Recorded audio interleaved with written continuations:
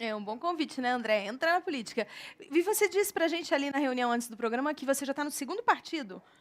Sim, para vocês verem como que é, né? Infelizmente, nós temos 30 partidos, são muitos partidos. Esses partidos carregam ideologias lá no estatuto, aquela coisa bonita que é a história, os grandes nomes, mas nem sempre a prática é o mesmo que a teoria. Então, eu tive que sair de um partido que estava indo contra aquilo que eu acreditava, e hoje eu estou no segundo partido, um partido, inclusive, que eu já fui candidato, que eu falei que é louco ser candidato jovem, ao dobro, realmente é uma loucura. Mas dá a certeza que você estando lá está tirando o lugar de alguém pior que você. Olá, meu nome é Marciel. Eu gostaria de saber como os jovens fazem para entrar na política e como é essa rivalidade entre os jovens na política. Uma vez me perguntaram o que a gente faz, né? Como começa? Começando. Primeiro você estuda os partidos, se você é mais de esquerda ou mais de direita, isso é um outro debate, mas estuda.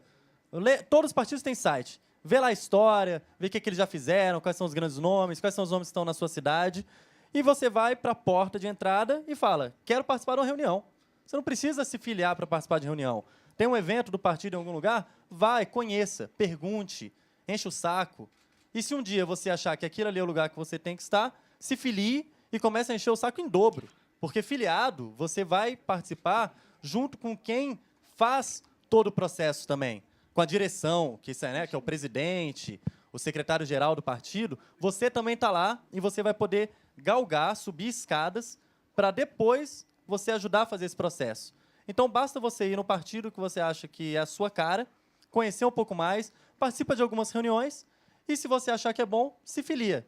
Se você achar que eles estão indo contra tudo que você acha, você não vai nem se filiar e não vai cometer um erro que, às vezes, é você estar num lugar e acabar tendo que ir para outro. Eu, particularmente, fiz agora um pedido de justa causa para sair do partido. E consegui o Tribunal Superior Eleitoral, porque hoje o mandato não é do deputado, o mandato é do partido. Então, para sair do partido, você tem que pedir autorização para o tribunal. Então, quando você não acredita mais naquilo, né, que o partido prega ou que está fazendo, você tem a opção de sair. Hoje, somente com autorização do tribunal. Então, agora, recentemente, consegui a minha alforria, né, da liberação, e estou saindo para outro partido. Agora estou estudando qual o partido, né, que eu tenho condições de implantar naquilo que eu acredito, de implantar as minhas ideias, os meus projetos. Bom, esse é um jeito. A outra de novo, esses mesmos espaços de participação que existem dentro do partido, existem dentro do processo político do Brasil em vários espaços. Tem o portal do E-Democracia, que é um negócio aqui da Câmara, que você pode ir lá e descer o verbo, independentemente de ser partido, presidente, vice, subcomandante Marcos, enfim.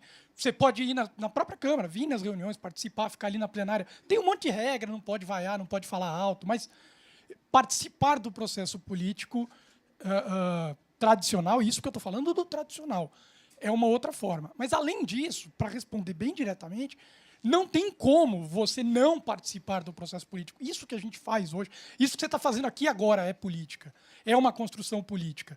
Não é necessariamente terno, gravata, Brasília, tarará, tarará, tarará. Mas é um processo político. Então, eu começaria por aí. Começa articulando a sua escola, começa articulando o seu bairro, começa criando, né? E discutindo e disputando as coisas que te incomodam, porque tem que ser das coisas que te incomodam, senão não vai dar em lugar nenhum. Meu nome é Bruna, a minha pergunta vai para o Pedro. Eu gostaria de saber se, assim, você falou dos movimentos que você organiza e tal, gostaria de saber se você recebe um apoio efetivo dos políticos aqui no Congresso. Ó, quando a gente começou, eu achava que não ia ter apoio de nenhum poder público, nunca. Isso foi assim, foi a primeira grande descoberta é que nem todo mundo que está em Brasília é sacana. Isso foi um aprendizado para mim. Os gatos não são todos pardos. Hoje, a gente, assim, um apoio efetivo, eu não sei exatamente o que você quer dizer com isso. Tem um monte de gente que curte o que a gente faz, que dialoga. Dentro da lista da Transparência Hacker tem um monte de servidor público, tem deputado, tem vereador. Então, assim, a TV Câmara me convida. Então, eu acho que existe, sim, uma vontade de muita gente dentro da estrutura. É isso, né? Quem entra, né, nessa história, entra muitas vezes porque acredita no processo. Então, eu tenho me surpreendido positivamente cada vez que eu encontro uma pessoa incrível dentro do governo brigando contra o Leviatã, né, brigando contra o próprio governo para tentar fazer as coisas direito. Mas a surpresa é positiva. Tem encontrado bastante gente, sim. No bloco anterior, a gente falou muito em objetividade, né? Saber o que está procurando. Eu vou pedir agora para você explicar para a gente o que é o seu projeto Adote um Distrital. O Adote um Distrital surgiu quando nós acabamos de aprovar a lei da ficha limpa em 2010 e tinha acabado de acontecer Caixa de Pandora em Brasília e a sociedade sempre considerou a nossa Câmara muito corrupta, a de Brasília, legislativa, né, que são os nossos deputados distritais.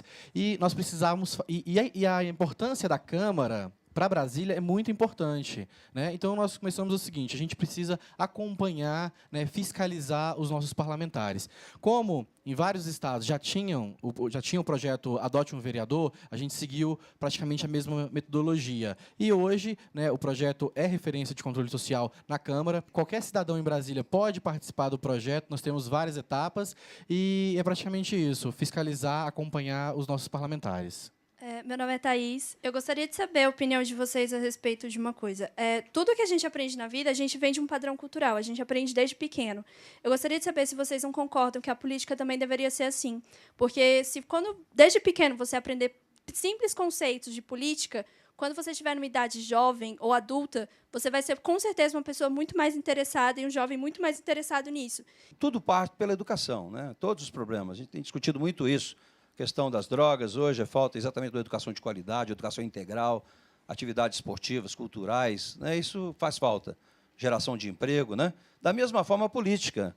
Nas escolas, é importante essa difusão dos grêmios, da participação dos representantes de turmas, né? Essa eleição, essa participação, cobrando a escola. Agora mesmo, a menina de 13 anos, de Santa Catarina, né, colocou na sua página, né, a questão da escola, tirando fotografia da maçaneta quebrada, do banheiro, né, que não tinha quebrado, essas coisas, já melhoraram, já demitiram, inclusive, um professor que ela denunciou, que era muito ruim, em termos de conteúdo, já demitiram. Então, quer dizer, começa a fazer. Se todos vocês começarem também a praticar isso, logo, logo, as coisas melhoram, né? Vocês têm já experiências, né, que, quando você mobiliza, quando você chama a televisão, quando aparece nos jornais, as coisas funcionam, né? Então, é importante essa participação desde... Não uma matéria, mas transversal, né? Em matéria transversal. Certa vez eu li um livro, que eu não lembro nem o autor, e nem dos números específicos, mas supondo que toda a riqueza está centrada com 1% da população, certo? Se pegasse esse 1% e dividisse igual entre a riqueza pelo mundo inteiro, o autor disse que em alguns anos essa riqueza voltaria para 1% da população. Queria saber o que tu pensa disso. Eu acho que esse cara tem razão. Tem razão por uma única questão, porque a gente está falando de sistema. Não é que não, as pessoas foram feitas. Eu não acho que as pessoas foram feitas para fazer nada e a gente pode mudar. O mundo não obedeceu sempre essa regra que ela tem hoje. Agora, com as regras do jogo como estão hoje, que tem a ver com, por exemplo, falta de investimento na educação básica, é óbvio que se você corrigir a vara, daqui a pouco entorta de novo. Ou seja, do jeito que está hoje o sistema, do jeito que o mundo tem funcionado, ele tende a uma concentração. Agora, a gente tem que mudar, a gente tem que equalizar essas diferenças todas, mas a gente também tem que transformar fundamentalmente a forma como o sistema opera.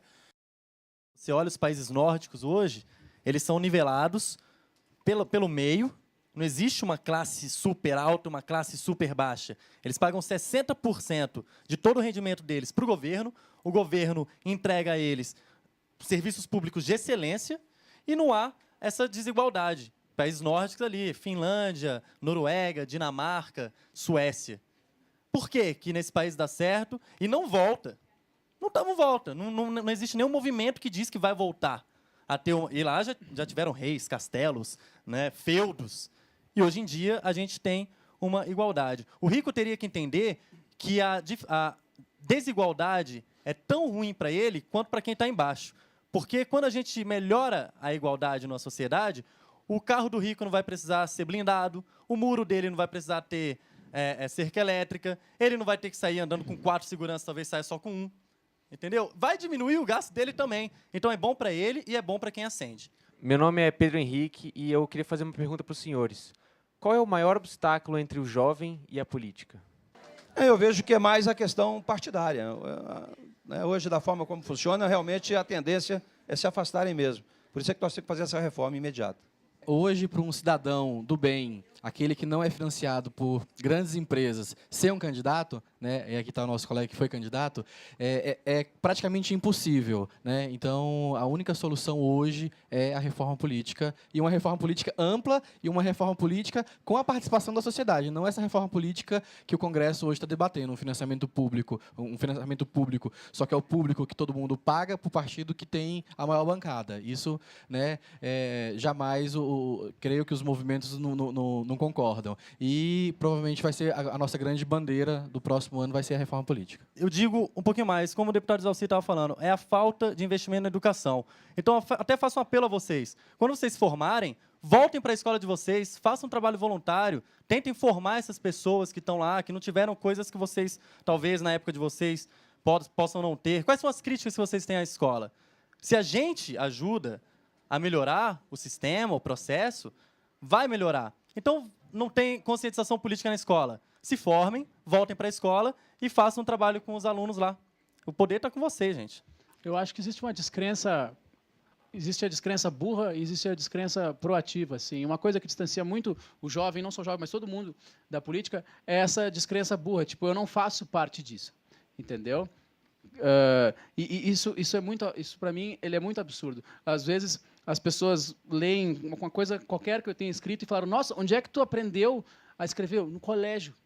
Uma coisa que eu acho que mais que uma reforma educacional, sim, precisa. Todas as reformas precisam acontecer, mas uma reforma comportamental do brasileiro, que isso talvez seja a mais difícil de fazer, porque isso não é um político que vai fazer pela gente, sabe? Essa reforma comportamental, ela é a mais urgente. Porque o que separa, às vezes, o jovem da política, quando ele se envolve com política no colégio, eu participei de grêmios estudantis que tinham corrupção, tá ligado? Ínfima, pequenininha, uma corrupçãozinha. Mas a corrupção amplificada para Brasília ou para a Câmara, essa corrupçãozinha de nada é justamente essa corrupçãozinha que vai criando essa máquina enorme de impunidade, assim.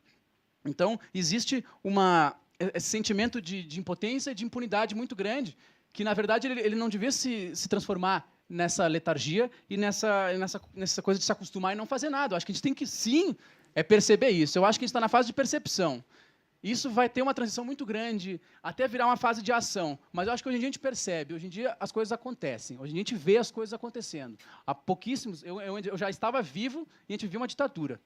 Tá ligado? Então, eu acho que é devagar. A gente quer sempre que seja mais rápido. Mas eu acho que está acontecendo cada vez mais.